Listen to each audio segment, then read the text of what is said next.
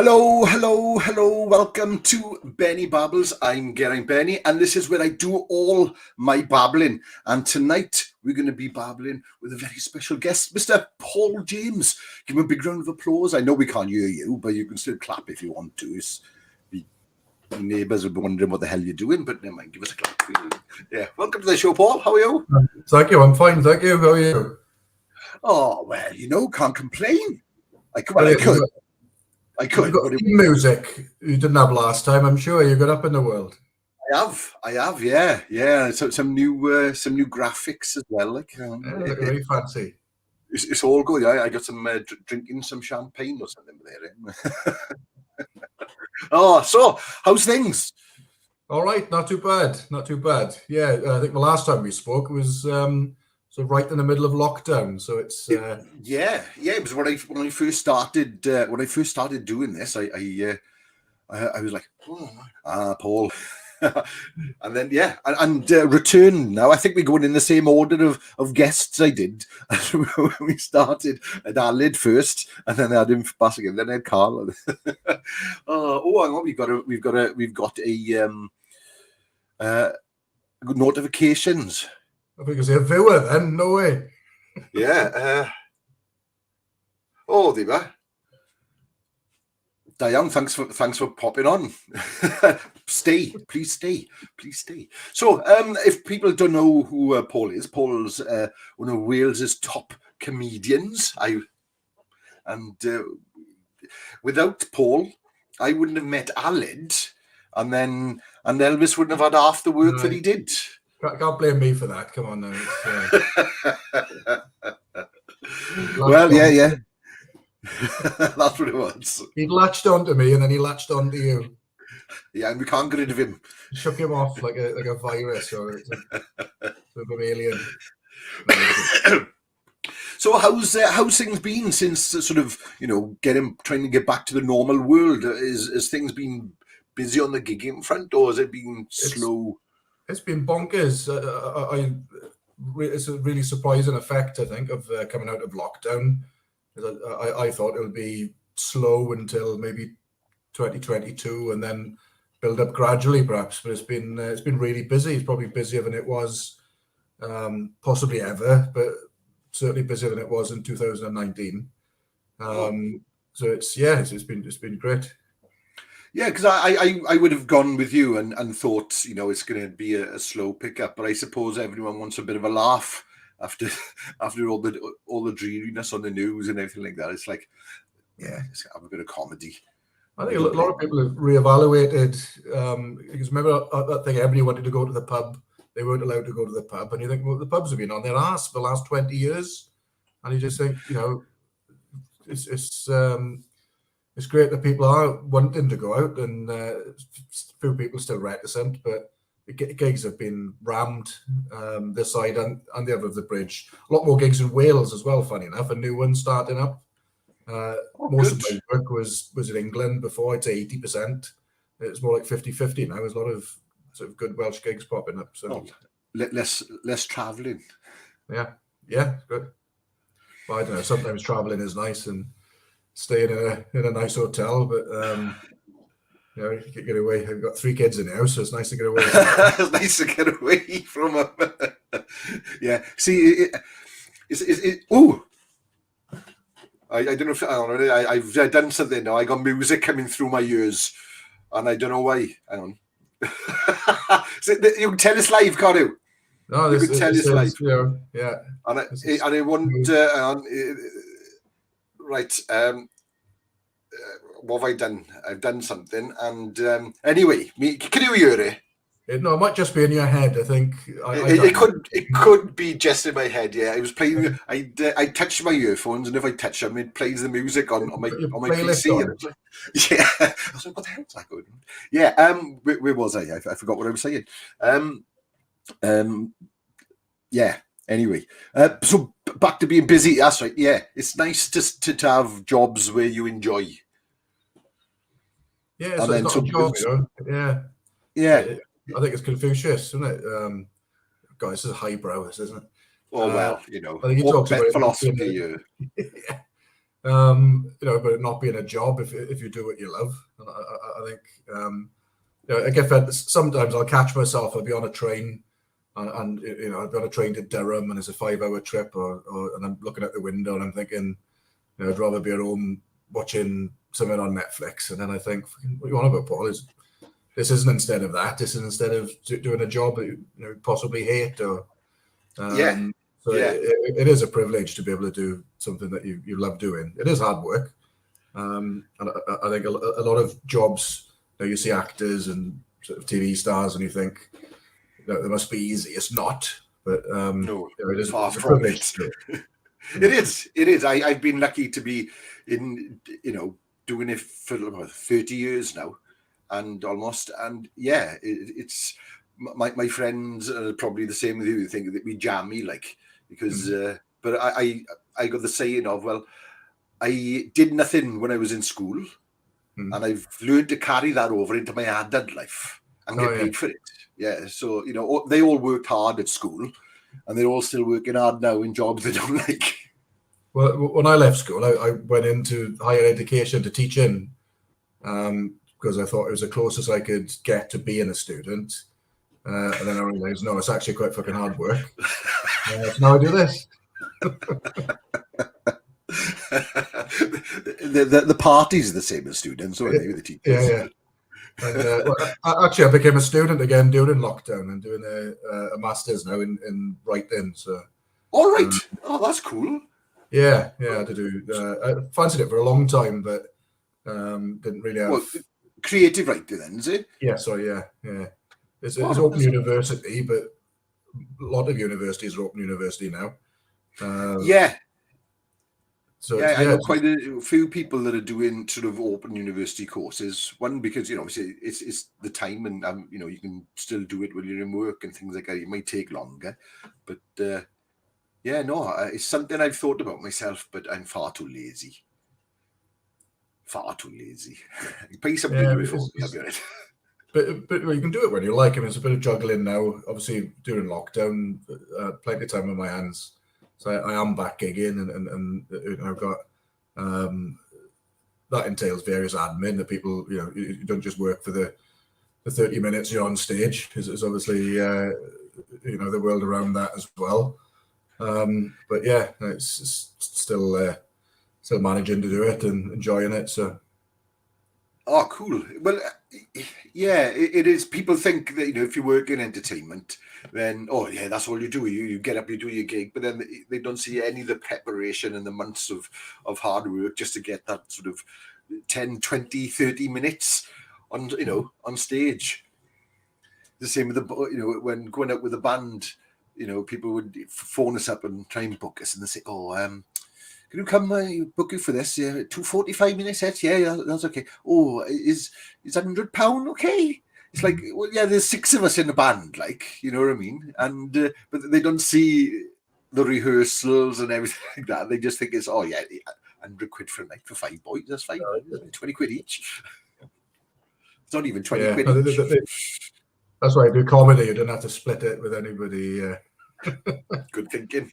Good thinking. That's why I've started learning some of my songs on my ukulele, so I can go to my own. Get all the spoils. It's cost me a fortune over the years. It's time for me to make some money back.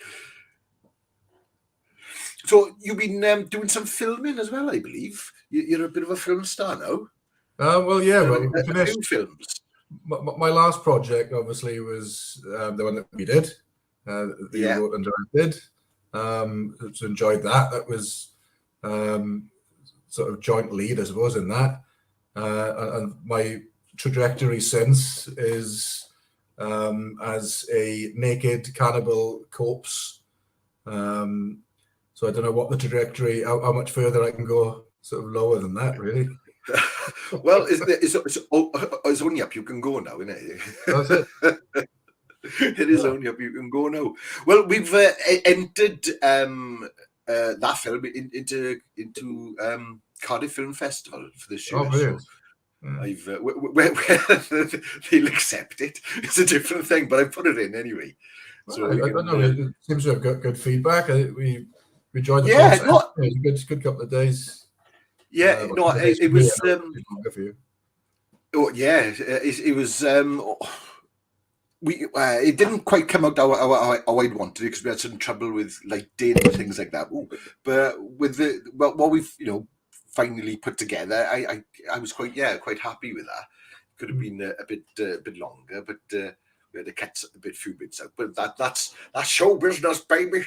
That's show business. Right. It is, isn't it? Yeah, I think the essence of it remained, didn't it?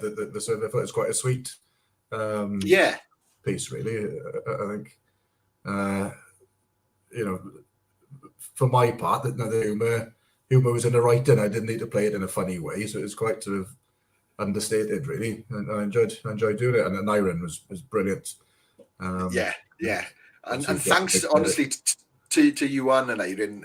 Thank you both. Like you were both amazing, and you had a director didn't have a clue what he was doing.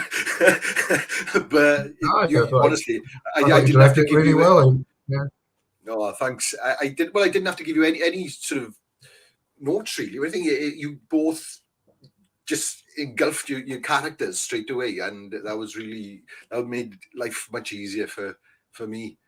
I think because you wrote and directed, I mean, it came through in the writing. We didn't need to be overly directed because it's all there in the writing, and I think you give us a bit of freedom to, don't have to be word for word as long as you get the.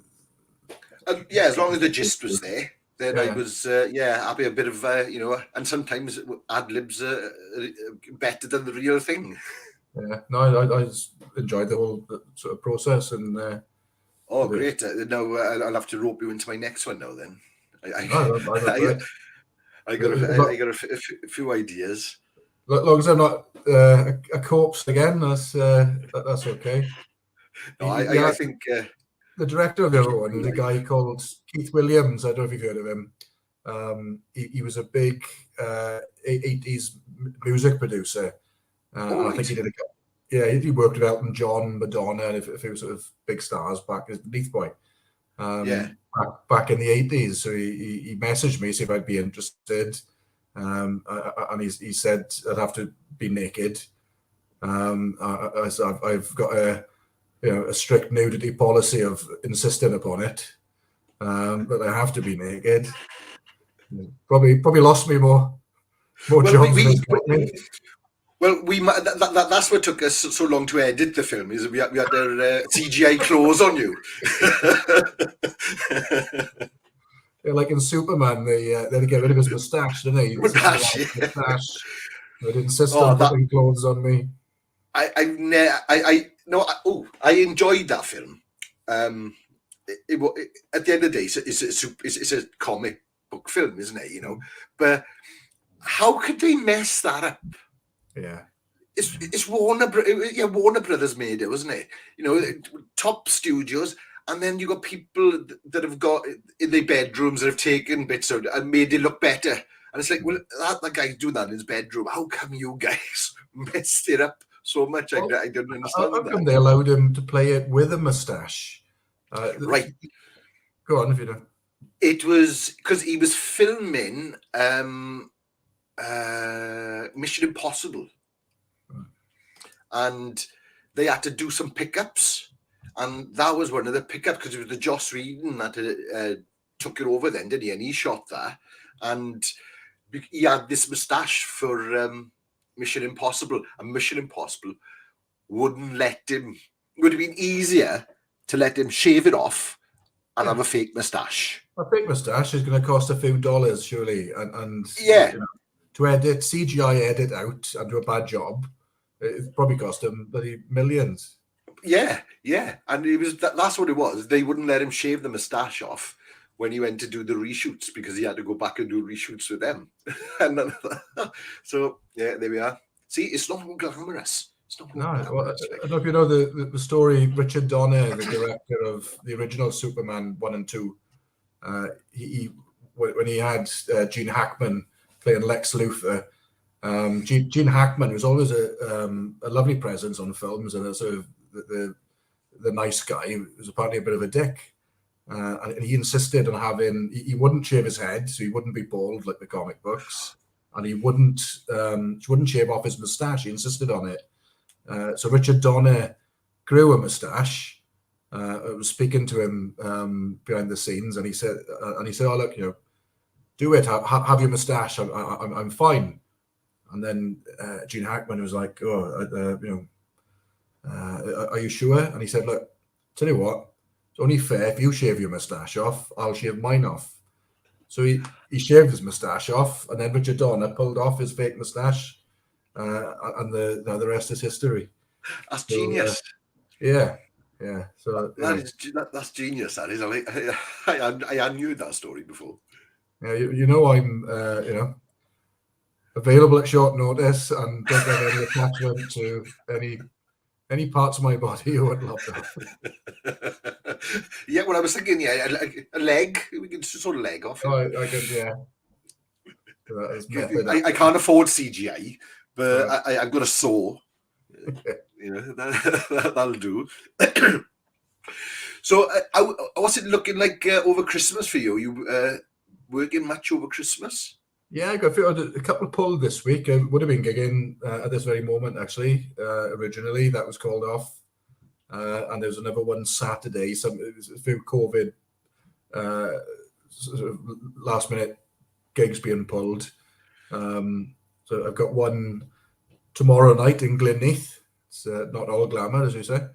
That's a really lovely in Neath. You'd have to tell Carl, if you're watching, you have to come and see you tomorrow. Yeah, there's we've done a couple there. It's been great. You never know when you start these gigs.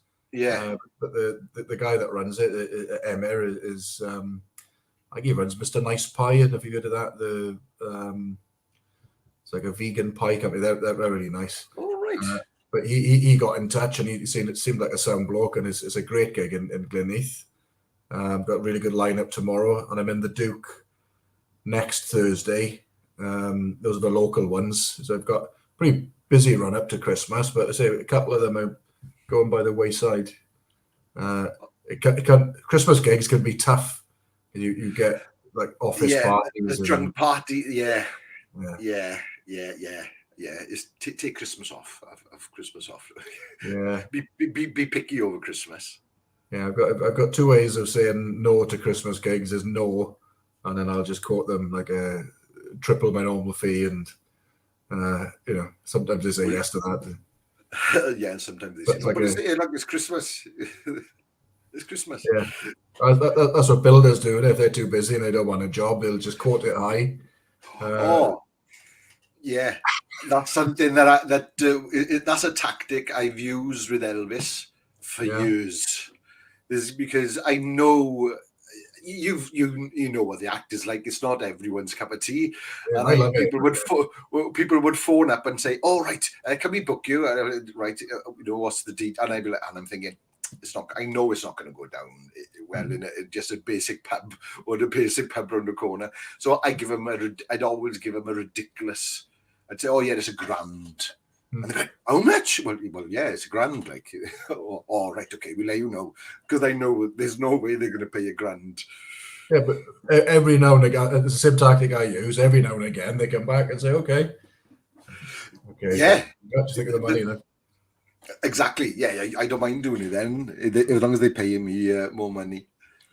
So this creative writing course you're doing, is there anything? Obviously, maybe help with writing comedy and things like that. But are you going to be sort of dipping into anything else, like sort of I don't know. I just fancy doing it. Like when I did my first gig in comedy, I just thought it'd be something I would enjoy. Never thought I'd be doing it professionally. So that just the way that happened is kind of going into this with the same view. Really, it's creative writing, but I'm majoring in screenwriting, and I'm in the second year now. So it's basically all that. It's not a master's in screenwriting, but it might as well be, because that's primarily the biggest. Yeah. So I don't know. I'm enjoying it. Whether it will lead to anything, I don't know. These things, there's so much sort of luck involved, and it's going pretty well. And the marks have had a distinction in my first year.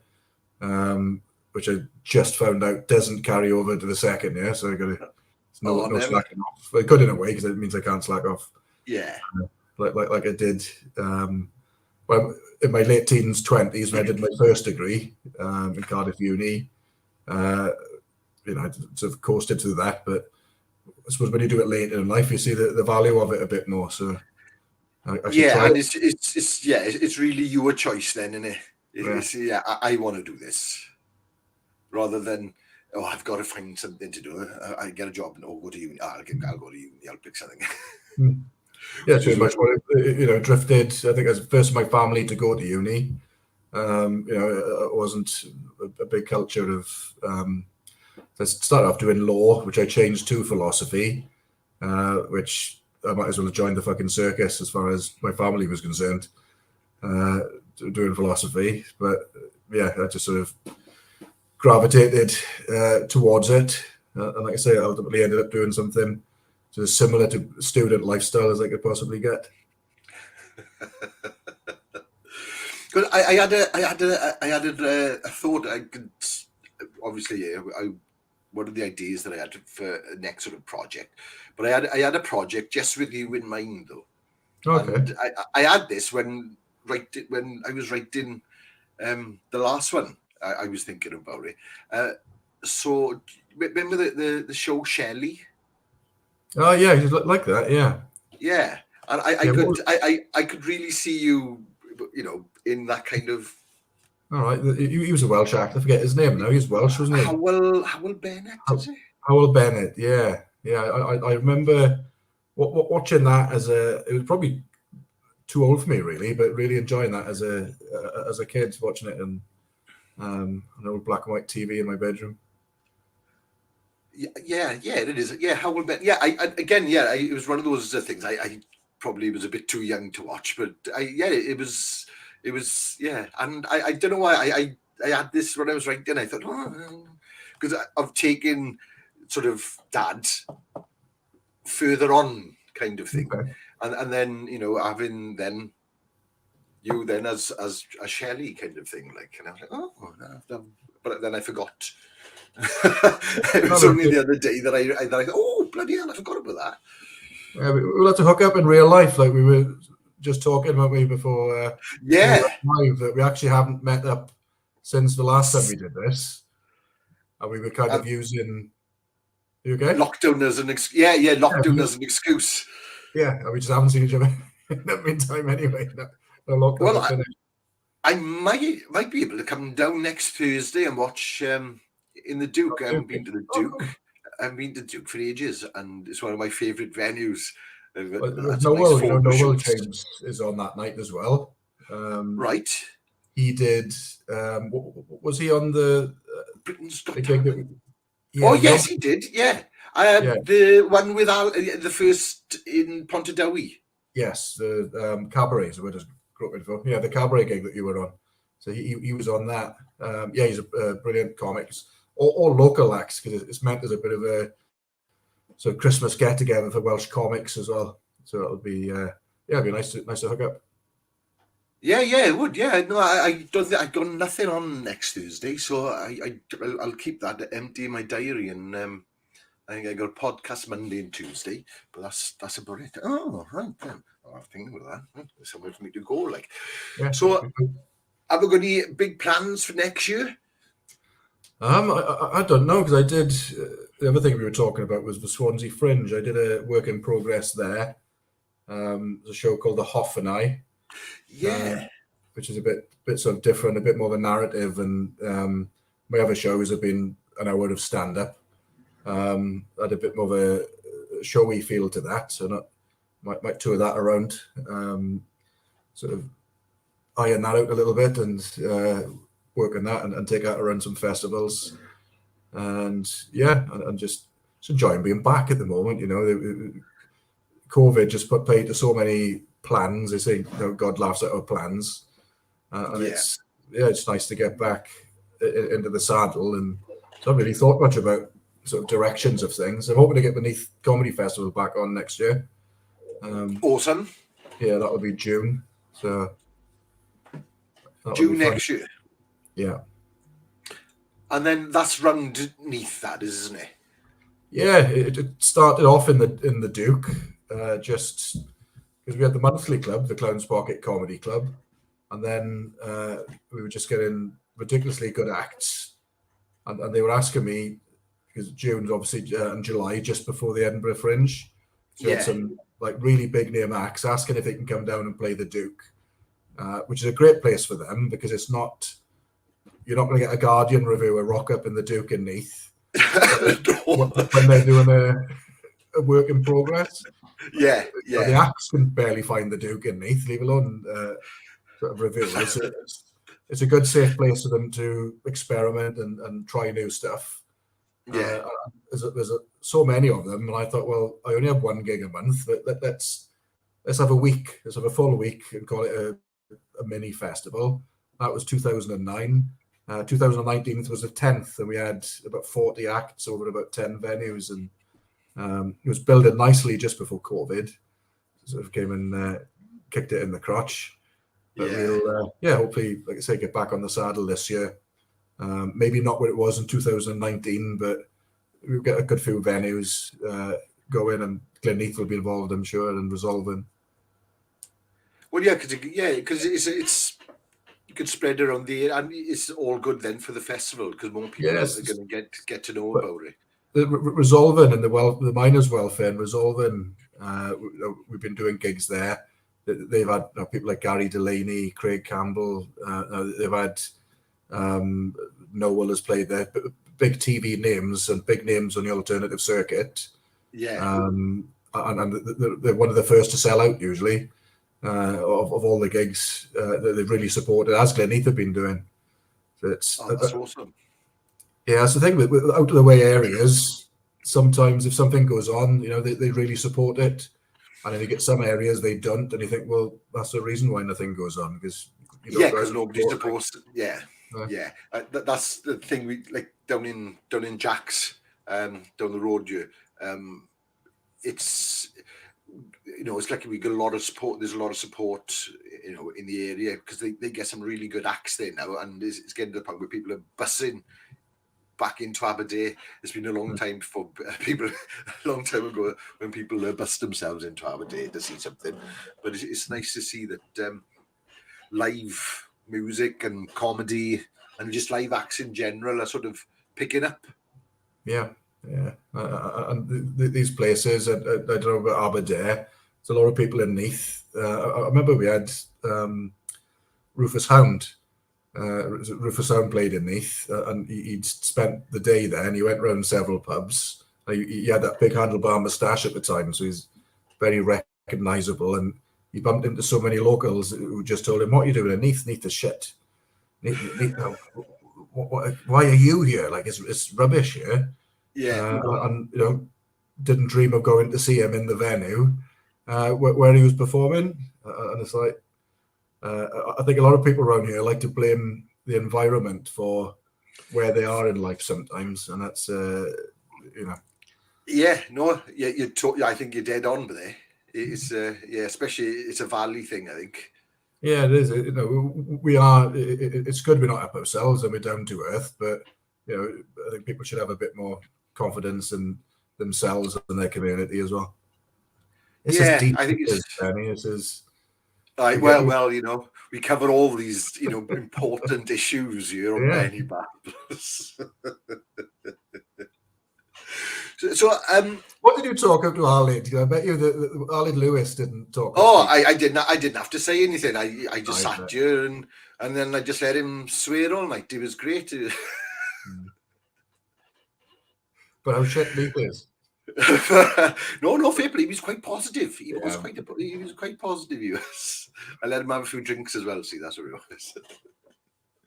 He did message me before. I think I said last time that and said, "Can I swear?" I said, "Say what you want to. Do what you want to." I'm not going to tell you not to swear. It wouldn't be him then, would it?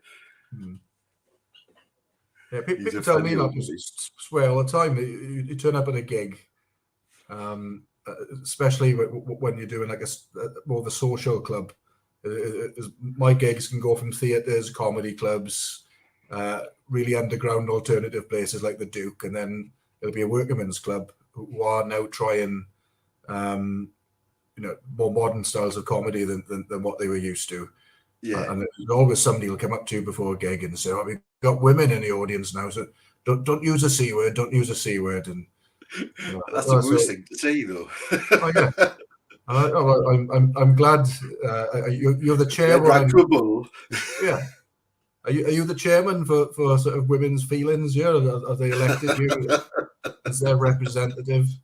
Because it's not that I use that word a lot anyway, but it's people at the moment, they feel, and I said, "Look, do you use it?" He said, "Yeah, I use it all the time." And I said, "Well, why do you think I as a comic should be censored, but then the audience can say what they like?" Well, we just had a comment come up from Lisa saying we can be worse. Yes, I agree with that. Lisa, I've gigged a couple of times in Aberdeen, if that's where you're from, and yeah, I don't think any women have been offended in anything I've said there. No, I think they've been shouting it at you, probably. I know, so they shouted at me when I'm on stage in Aberdeen. Yeah, it's been a while since I've done a gig in Aberdeen, but it's always been fun every time I've been there. We got another message as well. Danny French. Say what you like, Paul. Hiya, Danny.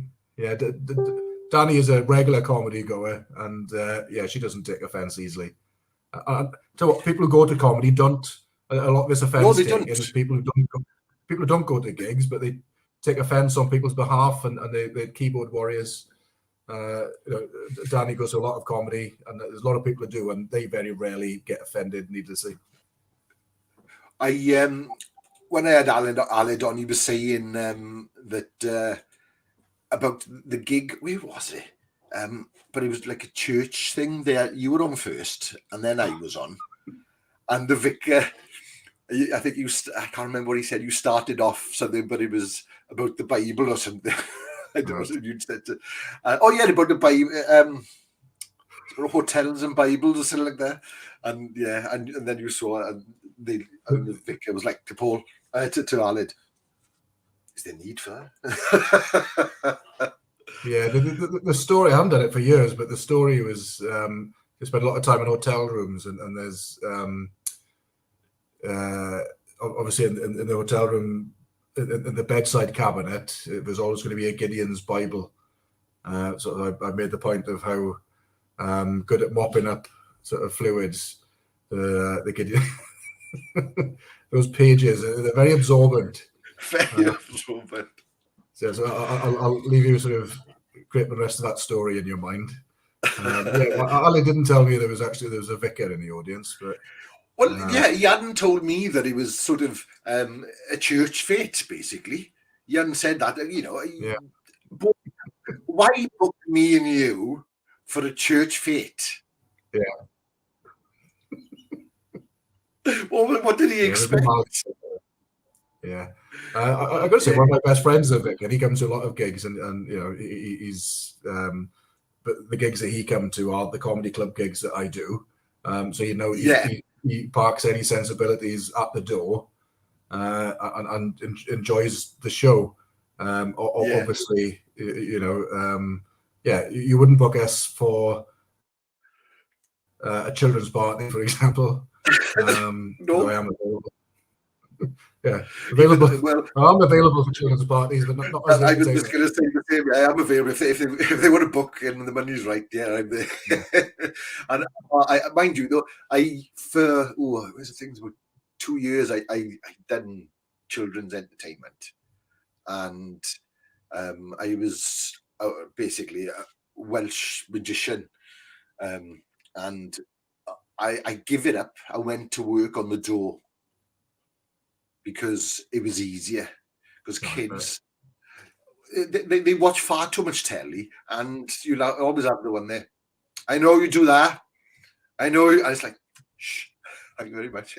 I had to chuck a child out because I was like, oh no, I can't. The stress was terrible. I was like, no, I can't do this anymore.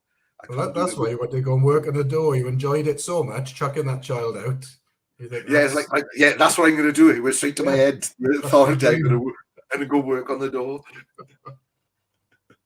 Oh yeah, they always say don't work with children and animals, and it's true because they just do what they want to. Have we ever? I know we've done a couple of sort of variety shows together.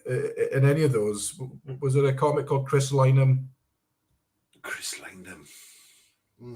His piece de resistance, which you'll recognise him by, is he strips entirely naked, sticks a firework up his backside, and sings "There's no business like show business." So if that's not ringing a bell, you haven't worked with him. No, I haven't. I would have remembered that, but I want to know. I want to know. I want to see this. I booked him for a children's show at Neath Comedy Festival, which isn't as bonkers as it sounds because he does a lot of clowning and being in. Is he quite tall and skinny? Yeah, he's got crazy hair. I can't remember the name of the show, the snow show that they did in the Millennium Centre. Somebody's snow show. He was one of the clowns in that. He's quite sort of big in that field. So I thought, no, he's done children's shows before. So I booked him. And I asked him beforehand, so you've done like stuff like this before? And he laughed in my face. I thought, okay. So he did. He dropped a couple of shits and bloodies, which is not good form on kids' shows. I can see some of the parents getting a bit antsy. And then he took off his clothes, and he had. I thought he was going to do that thing. He didn't do it, but he had like a basque on underneath, and sort of women's. To me, it was very Bugs Bunny. Yeah. There were lots of horrified grandparents and children crying, but yeah. So that. That's just genius because they're never going to forget him. No. He's scarred. Trauma is the word you're looking for. Yeah. I'm trying to be kind to us. Oh yeah. Oh no. I just the only thing I do now, I dress up as my Father Christmas, and that's about it. But no, sorry. I help Father Christmas. Yeah, right. At Christmas time. That's about it now. Yeah, when he's busy, one of his elves. But well, quiet this year. But that's been my choice. I'm just like, I can't be bothered. Yeah, dressing up in that outfit. Oh, my children are. Like a ninja, you wouldn't say. I thought it was. What was it on Newsnight when that guy was doing an interview on Newsnight and his kid comes in and then the other kid comes in and the wife comes in pulling. Have you ever seen that one? I've seen the one where he turns around and tells him to fuck off, and he's. Oh, no. I haven't seen that one. That was live. That was going out live. So the guy turns around and tells the kid to fuck off. But... Oh, that's genius. No, that's probably on YouTube. I'll have a look for that. Yeah, that's gone viral, I'm sure. Yeah, the other one is this guy was interview, quite serious interview, and then his bedroom door, just sort of office door, flies open, and these little kids, one in a walker, one just thinking, and you can see his wife then climbing across the floor, trying to pull them back. It's absolute genius, absolute genius, and that's what I like about live. Yeah, it's type of it doesn't beat being like together or whatever. But I mean, no. In terms of you doing stuff like this, I mean, how viable would that be now for every time you do it to get guests in, and this just makes life a lot easier doing this type of thing. So it does, and I'm gonna say I'm sort of doing stuff in the flat at the moment, and the back room over there is going to be my little podcast room, so I can have people in up as well, like. So, but it is quite handy with doing it this way because I can sort of talk to anyone anyway. I think next Tuesday I'm talking to a lady from Toronto. Oh wow! So you've gone from Skewin to Neath to international next time. International, yeah. She ex wrestler, ex-professional wrestler, and she's got beauty product range coming out. So I reckon I could take it. Oh, I'll arrange it. I've done some wrestling. No, you probably comedians mud wrestling that you're going to get.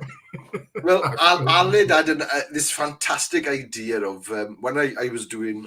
Was it about 3.5 years ago, something like that? I done wrestling, and they just let. I was like, can I have a go? Please, can I have a go? It's just a dream come true, if just one match. So they let me do a sort of Royal Rumble where I went in and then basically chucked me straight back out again. But I can say I took part in a professional wrestling match, But Aled wanted to have them down then in the party, have the wrestling, have me wrestle again. Okay. But he wanted to do comedy and music as well. So comedy, music, and wrestling all on one night. It's often a lump comedy and music in, which worked when we did it.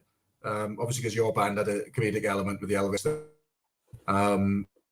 But with comedy and music, the music has to come last, because just the attention span of the audience needs to be there for the stand-up, even though it's like not clever stuff like what I do, but you need an element of concentration for it. Then the music, you can't have everybody dancing around their handbags with Dancing Queen, then sit down and listen to stand up.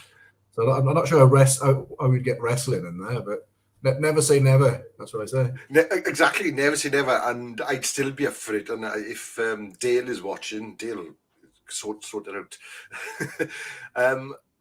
I was just going to say something then. Wrestling. So I took you were talking about the girl from Toronto, and then I completely hijacked. Oh no! And as we were going on, I thought, oh right, yeah, I'll ask you that now. It was to do with wrestling. Was it? I don't know where I was going for it. Anyway, that's next week on Tuesday. That's bugging me now. I hate it when it does. See, this is why I should have notes, because I think, no, I'll remember everything I want to ask, and then I forget. Yeah, and the Buddha, again, deep again now, where you teach about meditation. So you'd have a jar of water with a bit of mud in it, and he'd shake it up, and he teaches students that see how cloudy it is. That's because you're thinking hard. But when you put it down, and when you rest and you meditate, the mud went to the bottom and then it all cleared, and that's when, and that is why basically later on this evening when you're sitting on the toilet having a shit, not thinking about anything, you'll think, that's what I was going to ask Paul about. I got it. I know. I remember. Right, you're saying about the music always going on last, and that was one of the reasons that we did music, is because we'd always have the headline, act, because it was Neath Comedy Festival, and Mark Thomas, wasn't it? He was the headline. That's it. But you can really say you headlined over Mark Thomas, because exactly. Yeah, that was a great night, and we had Mark Thomas, who's a brilliant comic. Obviously, when you do a bit after the person everybody comes to see, the danger is everybody leaves. But I think a fair portion of the people who come to see Mark Thomas stuck around, and it was a good night, good party. It was a good night. That was, it was. I think that was the first time we'd use the official dressing room downstairs. That's one way of putting it. Yeah. It's very raw, folks. It's very raw. Yeah, you've got to be special to be given that room. The amount of big acts we've had we had Milton Jones, and he just the night before was performing in front of 3,000 people in the Hammersmith Apollo, and then he's in the Duke where they haven't even got a seat on the shitter in the gents' toilets. I often get asked how I get these big acts to come down to the Duke, and I'm like, well, I don't tell them what it's like. Yeah, just book him. If they don't check, that's their fault. Yeah. Oh my God, that's mad. Well, Paul, it's been a pleasure as usual talking to you. And yeah, Thursday, it should be cool Thursday. I don't think I got anything, and that sounds like a good night as well. Yeah, it will be. We got Noel James, Drew Taylor, myself, obviously comparing, Sarah Bridgman, Stefan Allen, Matt Goss. We got loads of really good from Bros. Yeah, that would be no, it's a different Matt Goss. Oh, different Matt Goss. Yeah. Well, I told you all the stars we get down at the Duke. Yeah, Luke is doing all those films, isn't he? He's been in Luke Goss has been in a bunch of things. His brother Matt is playing the Duke. Oh well. Before we go, I got to say, have you seen the documentary about Ross's dream? Honestly, if you want to see something surreal, yeah, I remember a lot of the quotations in that coming out, and that was the rage at the time, and they were all a bit. I watched it, and honestly, I was like, is this scripted? Is this real, or is this like them taking the mickey? Because it was just bizarre, brilliantly bizarre. It was just like, these guys don't live in the real world. I think when you follow people around with a camera, the editorial power. Oh God, yeah. That is quite something you can make. If the intention was there to try to salvage something to make them seem quite normal, I'm sure they could have done it. If they were just thinking, look, let's just put this spin on it. Comedy gold. Yeah. Yeah, I've seen clips. Yeah. It is generally worth the watch, because I was just like, you couldn't write this. You couldn't. It's just too surreal for you to write it. It's got to be real, and it was bizarre. Well, apparently, lockdown improved the Duke. They had a loo seat, and Lou Roll last time you were there. Lou Roll as well. A year and a half to sort the toilet out. Well, it's spoiling you, Danny, because they still haven't got a loo seat in the gents' toilets. I don't know. Oh, well then. Yeah. Oh, well, look, there we are. See you there. Danny and Harold will be there. Well, come and say hello if you see me there. Come and say hello. Right. We can. We've had a well done as well. Brilliant. Thank you. Thank you very much, Lisa. Thank you very much. So, Paul, I shall see you next Thursday. Week today, yeah, it is. But these are the only two watching, by the way, was it? Oh no, we got 4 people at the moment watching. Oh wow, well, nice to meet the other two, the shy ones. It's probably me and you.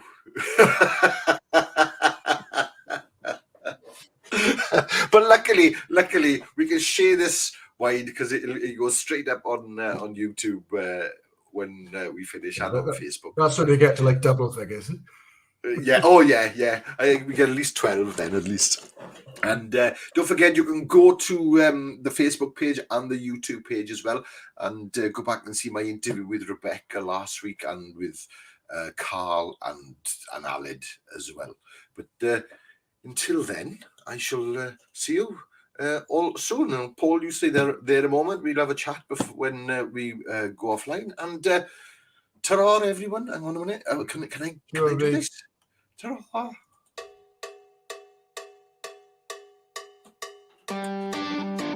Instead of welcome, it's goodbye.